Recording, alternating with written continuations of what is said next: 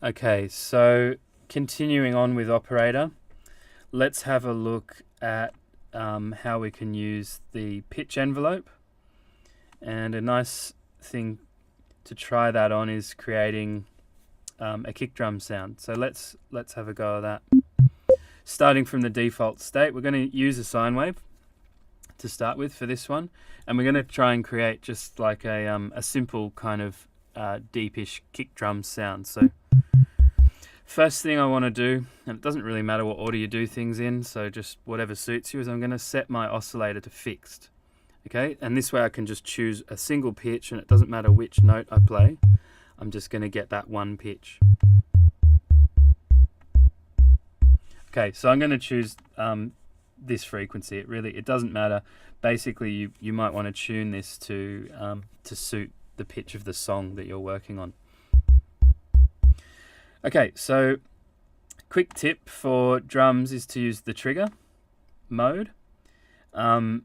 We haven't looked at these other looping modes. You can play around with them, but trigger, basically what that does is it just ignores the note off message, which triggers the release stage, and it just uses the decay time to create the envelope of the sound. So it's an easy way to just have a simpler envelope that just has attack and decay, and that's it.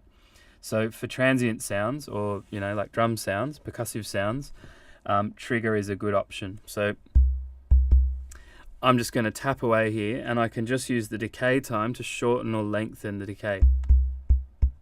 Okay, so really clicky.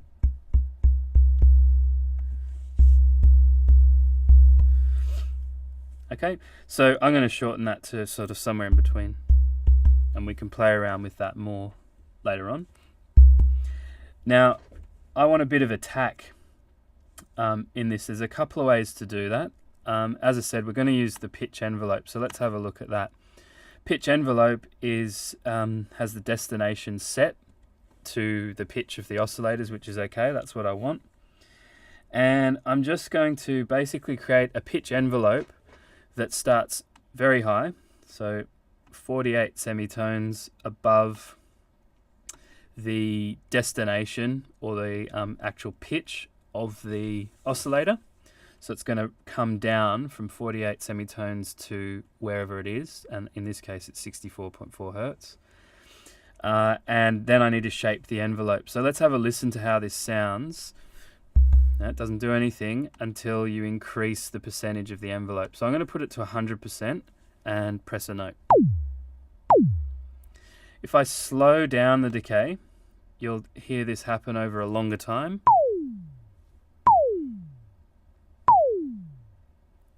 Okay, and it's actually not finishing because this decay time is longer than this decay time. So let's try matching them for the time being. Let's put it at 2 seconds, which is 2000 milliseconds. I'll do the same here. See how that sounds. Okay, so that's not very good. That doesn't sound like a kick drum at the moment. What we want is a very fast decay time for the envelope. So we just want this to get the attack of the kick drum happening.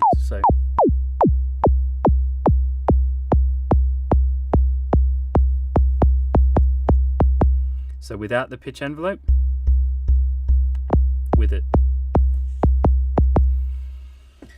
Okay, I'm going to shorten this again a little bit. It's a bit too...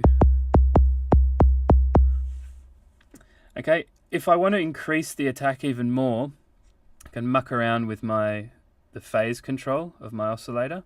So you would know about zero crossings. So if you do a bad edit in your software, for instance, if you edit at a positive or a negative value and chop it right off, you're going to get a click because it goes from some value to zero instantaneously. I'm going to use that to create a nasty click, or perhaps a useful click. 25% is the most out of phase I can get, or 75, and let's see how that sounds. So that's added a sharper click there. If I take it off again, let's just,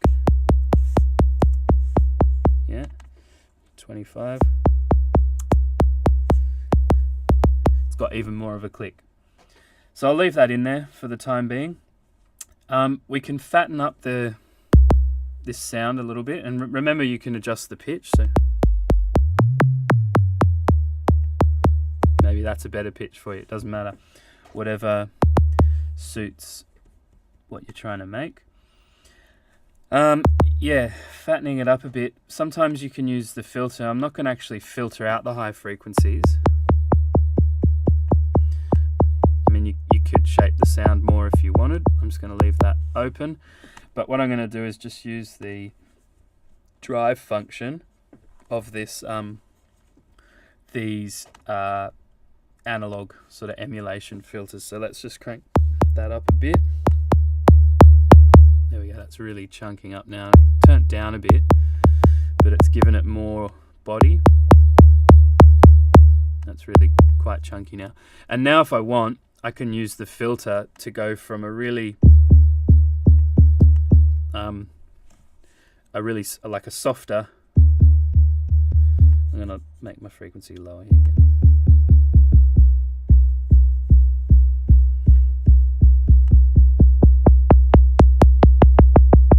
Okay, so you can sort of control the transient or the attack with this, or you can also use your attack in your envelope.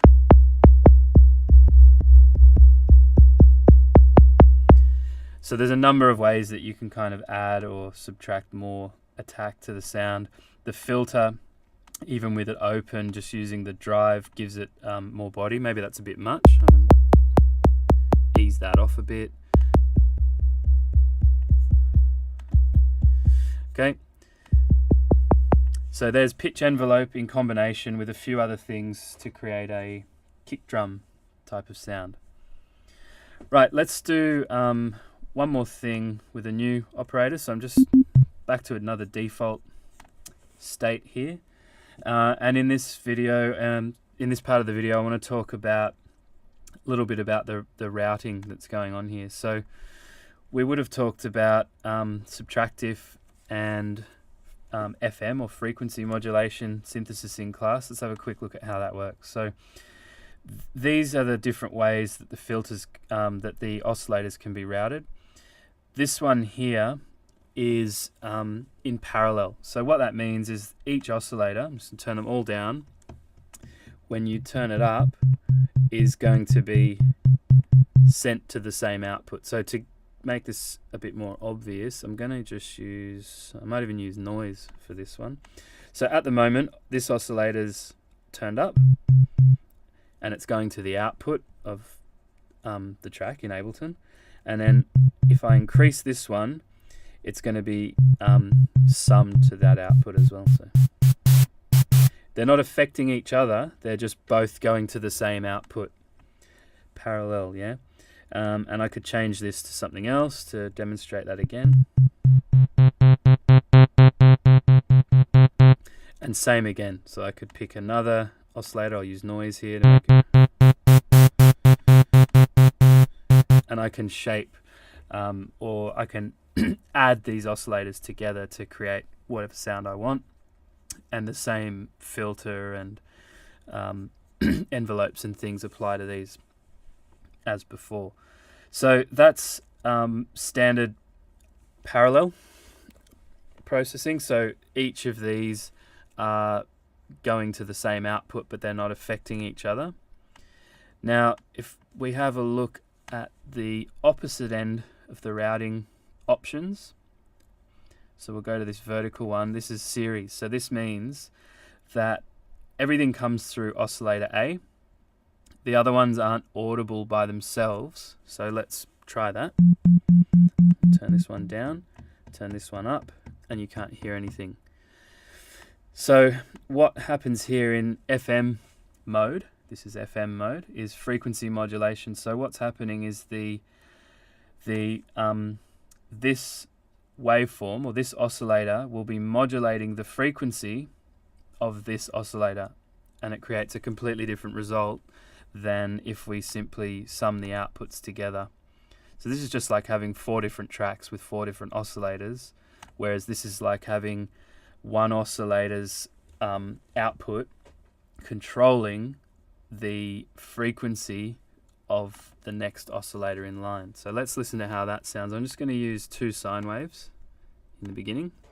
Keep it simple. So here's the first one. These are turned on and not turned up. I'm going to turn this up. Okay, they're the same level, but you're getting a different series of harmonics, and we can look at those with an EQ. So I'm going to chuck an EQ on there and expand it out here so you can see the additional harmonics that are created when we use FM mode compared to if we just use the parallel mode. So this just gets louder.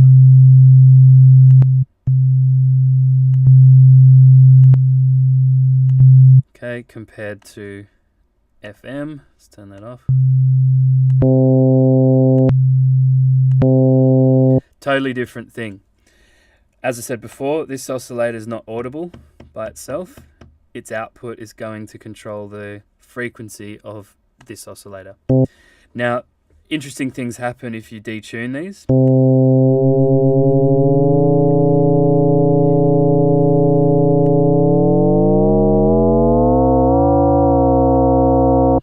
Okay, it generates a series of overtones that aren't necessarily harmonically related to the initial pitch of the oscillator.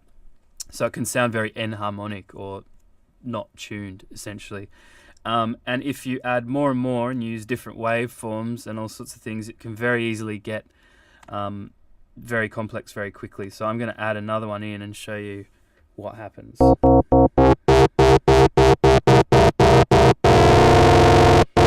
So it doesn't take long to end up with almost just total noise. Let's back that off a bit and just try to create. So because of the enharmonic sort of nature of FM synthesis, it's quite good for creating sort of bell-like sounds. So I'm just going to make this have a bit more release, and I'm going to copy from oscillator A. So you can copy the envelope, so they're the same.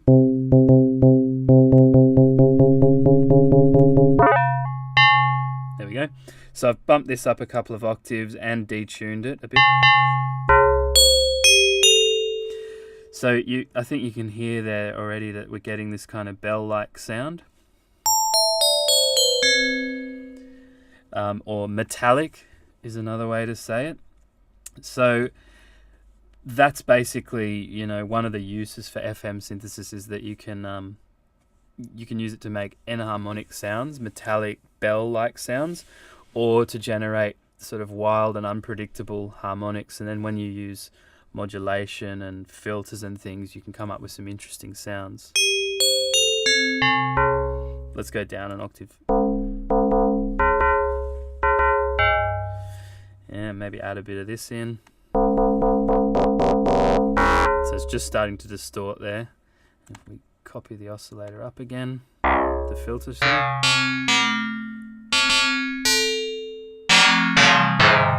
Okay, so very metal, and becoming less and less usable as a pitched instrument.